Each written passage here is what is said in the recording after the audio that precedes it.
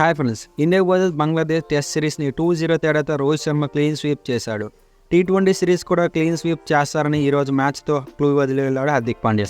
India versus Bangladesh first T20 మ్యాచ్లో హార్దిక్ పాండ్యా ఆడాడు భయ్య. అసలు మాటలు లేవు ఆయన పర్ఫార్మెన్స్ చూసాక. Is perfect all rounder, batting, fielding, bowling అన్నింటిలో టాప్ నాచ్ పర్ఫార్మెన్స్. ముఖ్యంగా ఆయన బ్యాటింగ్ చూస్తుంటే ఒకప్పుడు ముంబై ఇండియన్స్ ఆడిన హార్దిక్ పాండ్యా గుర్తొచ్చాడు. ఆ హిట్టింగ్ అయితే అసలు అన్మ్యాచబుల్, చాలా బాగా ఆడాడు. అసలు బ్యాట్ చేతిలో నుంచి జారి ఒక 10 to 20 యార్డ్స్ వెళ్ళి పడింది. అంతలా బ్యాటింగ్ స్వింగ్ చేస్తున్నాడు. అసలు ఏదో రివెంజ్ కొట్టినట్టు కొడుతున్నాడు భయ్య వాళ్ళని.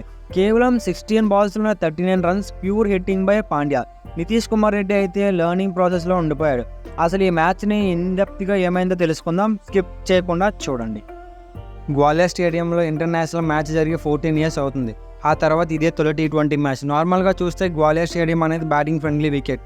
టాస్ గెలిచిన కెప్టెన్ ముందుగా ఫీల్డింగ్ చూస్ చేసుకోవాలి. అలాగే ఫస్ట్ టాస్ గెలిచిన ఇండియా ఫీల్డింగ్ చూస్ చేసుకుంది. దాన్ని బ్యాక్ చేస్తూ హర్షదీప్ ఫస్ట్ ఓవర్లోనే వికెట్ తీశాడు. హర్షదీప్ ఫస్ట్ ఓవర్లోనే రిథమ్గా కనిపించాడు. అలాగా లిథన్ దాస్ భారీ షాట్కి ట్రై చేసి వికెట్ని కోల్పోయాడు. హర్షదీప్ వేసిన బ్యాక్ టు బ్యాక్ ఓవర్లో బంగ్లాదేశ్ బ్యాటర్స్ అందరూ వికెట్ని కోల్పోయారు. ఇమాన్ కూడా హర్షదీప్ బౌలింగ్లోనే అవుట్ అయిపోయాడు. ఇంకా బంగ్లాదేశ్ని ఇంకా గేమ్లోకి రానివ్వకుండా చేశారు టీమిండియా బౌలర్స్. ఫస్ట్ ఫ్యూ అవర్స్లో కొన్ని ఫీల్డింగ్ మిస్టేక్స్ చేసిన తర్వాత ఎక్స్ట్రాడినరీ ఎఫర్ట్స్ పెట్టారు. Mayank Yadav, the star fast bowler, debut మ్యాచ్లోనే ఫస్ట్ ఓవర్ని మెయిడెన్గా చేశాడు.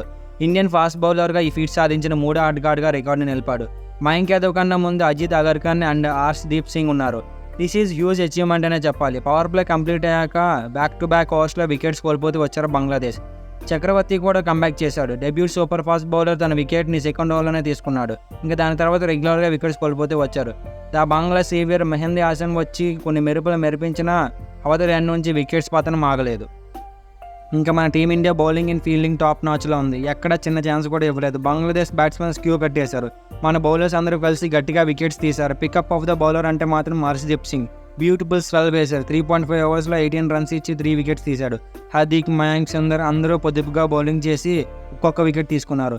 మన కంబ్యాక్ స్పిన్నర్ వరుణ్ చక్రవర్తి కూడా 3 వికెట్స్ తీసుకున్నాడు. కలిసికట్టుగా బంగ్లాదేశ్ టీంని 127 రన్స్కి ఆల్అవుట్ చేశారు. మన బౌలింగ్ అండ్ ఫీల్డింగ్ ఎంత అగ్రెసివ్గా ఎండ్ చేశారో అంతే అగ్రెసివ్తో బ్యాటింగ్ స్టార్ట్ చేశారు. Abhishek Sharma spot on, first ball నుంచి హిట్టింగ్ స్టార్ట్ చేశారు. సంజు శాంసన్ టైమింగ్తో చాలా బాగా ఆడాడు. సంజు ఈరోజు గట్టిగా ఫిక్స్ అయ్యి వచ్చాడని అర్థమవుతుంది. ప్రాపర్ క్రికెట్ షాట్స్ ఆడాడు. అన్ఫార్చునేట్గా బౌలింగ్ ఎండ్లో అభిషేక్ శర్మ రన్అట్ అయ్యాడు, లేదా వార్ వన్ సైడ్ చేసేవాడు. తర్వాత సూర్యకుమార్ యాదవ్ ది కెప్టెన్ క్రీజ్లోకి వచ్చాడు. ఒక ప్లాన్ మీద వచ్చాడని తెలుస్తుంది. కావాలని of side of stumps ball వేసేవారు. సూర్య ఛాలెంజ్ని ఒప్పుకొని ఒక 6 and 4 కొట్టాడు. కానీ దానికి అవుట్ అయిపోయాడు అన్ఫార్చునేట్గా. ఇంకా సంజు కూడా స్పిన్నర్కు దొరికేశాడు. ఒక ఫాల్స్ షాట్కి ట్రై చేసి వికెట్ని కోల్పోయాడు. దీని తర్వాత ఒక మినీ దండయాత్ర స్టార్ట్ చేశాడు హార్దిక్ పాండ్యా. కెప్టెన్సీ తనకి ఇవ్వలేదని కోపమో ఏంటో తెలియదు, కానీ బంగ్లాదేశ్ మీద తీర్చుకున్నాడు.